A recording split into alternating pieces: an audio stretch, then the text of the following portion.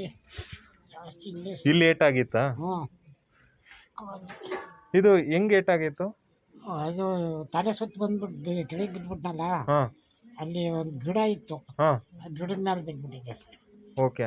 ಅದು ಮೂಳೆ ಏನೋ ಇದಾಗಿದೆ ಅಂತ ಹೇಳ್ತಾರೆ. ಮೂಳೆ ಹೊಡೆದೋಯ್ತು. ಆದ್ರೆ ಇಲ್ಲಿ ಹೊರಗಡೆಯಿಂದ ಒಳಗಡೆ ಏನಾದ್ರು ಹೋಯ್ತಾ? ಆ ಥರ ಏನಾದ್ರು ಇಲ್ಲ ಆಗಿತ್ತಾ? ಇಲ್ಲ ಏನಾಗಿಲ್ಲ, ಹೊರಗಡೆ ಹಿಂಗೆ ಪಕ್ಕೆ ಬಿದ್ಬಿಟ್ನಲ್ಲ ಪಕ್ಕೆ, ಹಾ. ಇಲ್ಲಿಗೆ ಮಾತ್ರ ಏಟಾಗಿದ್ದು, ಉಸಿರಾಟಕ್ಕೆ ತೊಂದರೆ sir. Oh, when you can touch you will get to know the pseudo crepes, ಒಂಥರ ಮುಟ್ಟಿದ ನೊರ ನೊರ ಅಂತದೆ ಸರ್. मतलब बबल्स फील होता है. हाँ. इसके लिए मिल्किंग करना पड़ता है. Milking means? मिल्किंग मतलब एक जगह पर ओपनिंग बना के सारा हवा को उस ओपनिंग ऐसे से प्रेस करके निकालना पड़ेगा, तो वो चिपक जाएगा जो गैप था पहले? नहीं वो रहेगा, उसके लिए एक ट्यूब आईसीडी डालना पड़ेगा. आईसीडी? देख इसमें पूरा हाथ में अब यहाँ करना पड़ेगा तो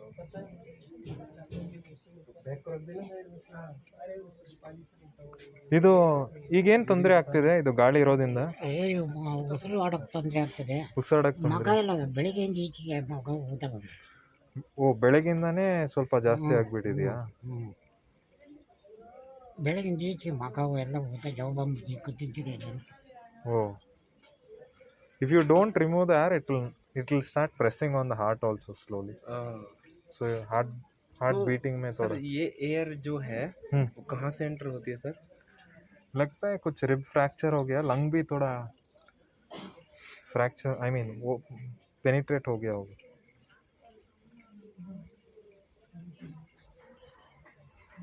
इसमें तो दिखाई भी दे रहा है. सर ये क्रैप्टेशंस इतनी ज़्यादा? बहुत पूरा Clearly बॉडी it's में coming. स्प्रेड हो गया. इधर भी है.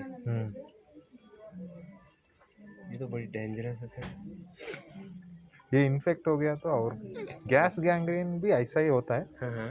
पर उसमें कुछ इन्फेक्शन भी, लाइक क्लॉस्ट्रीडियम वो डिफिसिल, नहीं डिफिसिल नहीं, क्लोस्ट्रीडियम परफ्रिंजेंस.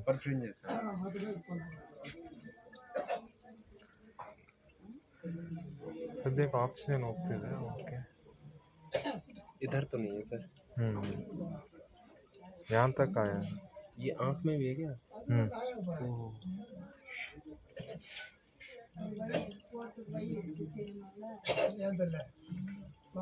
ನಿಮ್ಮನ್ನ ಈಗ ICU ಕಳಿಸ್ತಾರೆ, ಓಕೆನಾ?